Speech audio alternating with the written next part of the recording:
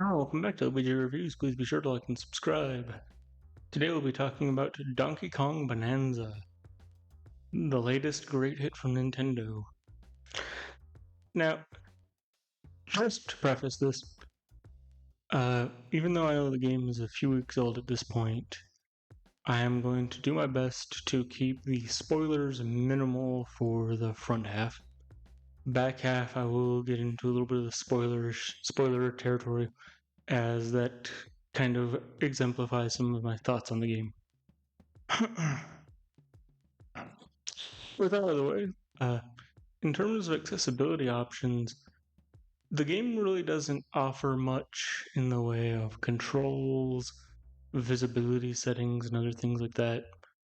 Which that's standard for Nintendo at this point. No straight up clear cut turn on this option for colorblind mode. No, adjust the there's very little in the accessibility setting form for Nintendo games.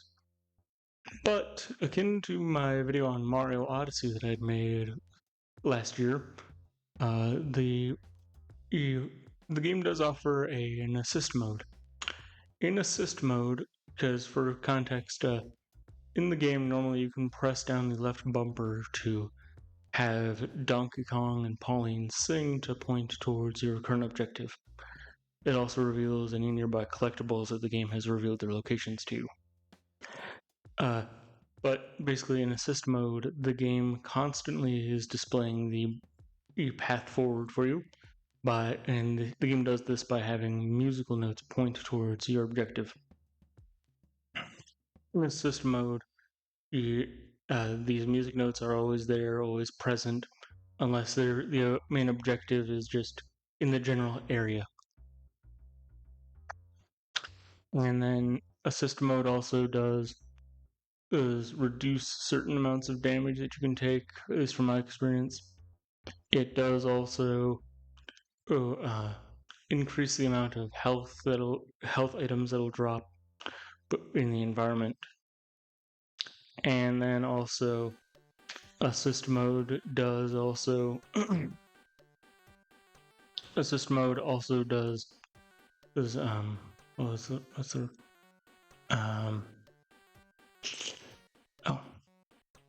assist mode also does kind of help you out with various other challenges that the game offers.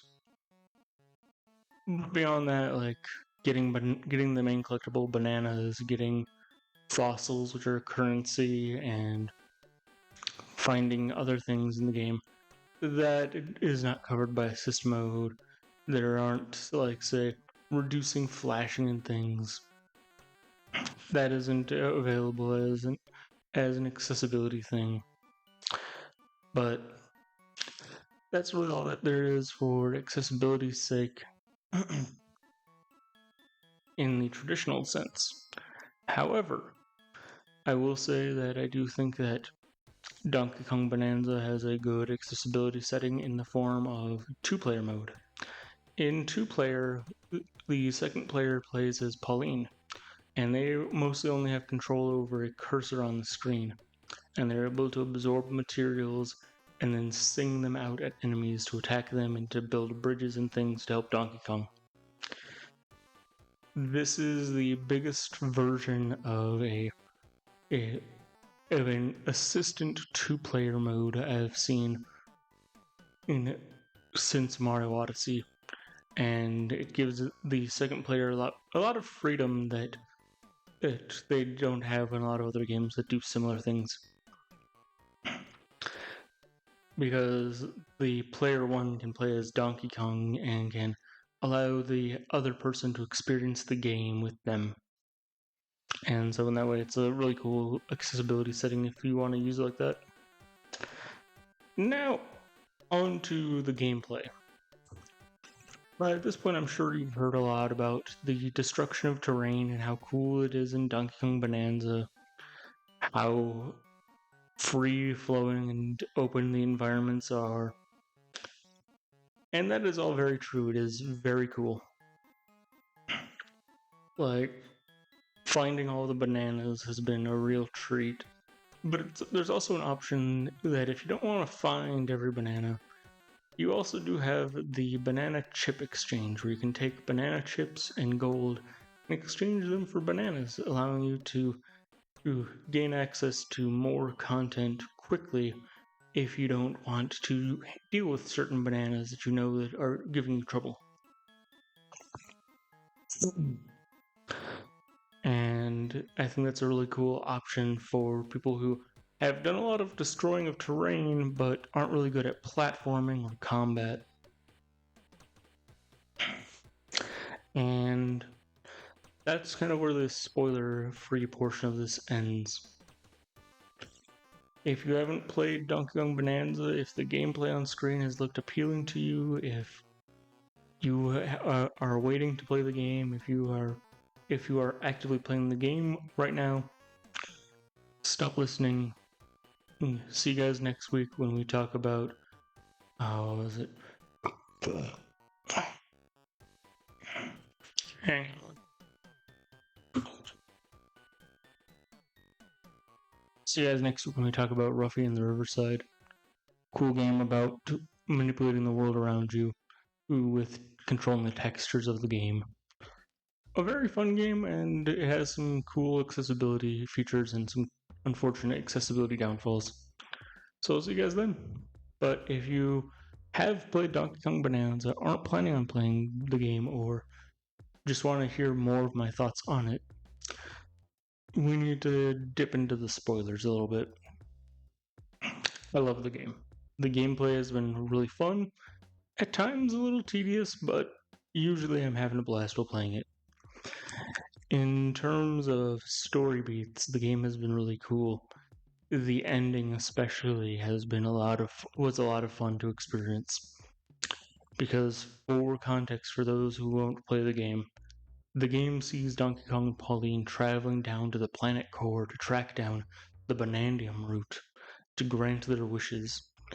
Pauline wants to get back to the surface, and Donkey Kong wants bananas. As they travel, they encounter numerous locales and characters. It's a ride of a time, all the while fighting against Voidco, a group of malicious Kongs who want to use the Banandium root for profit. But in terms of the ending of the game, you initially think that it's over. Voidco has won, and this is the end. And like maybe there's a final boss fight to just fight them back. But you then see Void Kong, the leader of Voidco, get absolutely punched in the face by a scaly green hand, and it's revealed to be King K. Rool. King K. Rool then jumps down to the world core to go after the Banandium root. You give chase to him. It's a really fun gauntlet filled with nostalgia for anyone like myself who grew up with the old school Donkey Kong games, and specifically Donkey Kong Country. And then afterwards, you have a boss fight with him that's relatively easy, relatively challenging in a like final boss kind of way. You feel like, okay, this is it. We are getting our wishes granted once K. Rool is down. Pauline and Donkey Kong make their wish. The Banandium root starts creating a massive golden drill to take them back up to the surface. And then K. Rool wakes back up. He gives chase. And basically you have to fight him while on this massive golden drill on your way back up to the surface. Up at the surface, once that second fight is done, you then find yourself in New Donk City, the same city from Mario Odyssey. Then after that, and initially everything seems great. Pauline and Donkey Kong are celebrating, but then K. Rool comes in again and snatches the Banandium root again, and then he threatens to turn all of New Donk City into rotten banana mush. My apologies if the audio gets a little lower in quality now. I am yet again in Arizona at my grandfather's house, so not nearly as sound controlled of an environment. But anyways, K. Rool takes the bananium root, turns New Dunk City into a rising pool of rotten banana mush. You have to give chase, go up to the top of New Dunk City Hall, and then he turns himself into King K. Rool, the King of Rot. And then it becomes a really fun gauntlet involving a lot of the Bananza powers, which requires Donkey Kong to turn into a superpowered version of himself, a zebra, an ostrich, a snake, an elephant, whatever it takes for you to beat the boss. After fighting the King of Rot, you then and get the Bananium Root, but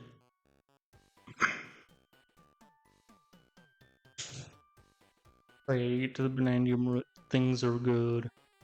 King K. Rool is defeated. Pauline works up the courage to pursue her dreams of singing in front of the entire city. Donkey Kong gets to go back to hunting for bananas. And all is well. And then the post game hits, where Pauline explains that the city wants her to perform at City Hall, and that she needs inspiration for a new song. So you have to go track down all of the elders inside the underground of the planet and participate in Bonanza rehearsals that are a challenge for your skills with each of the Bonanza powers. And the game was a lot of fun. I've really enjoyed all of my time with it. I'm looking forward to 100%ing it. Apparently, there's a cutscene for getting all the bananas and going back to the world core. And that's all I've got to say.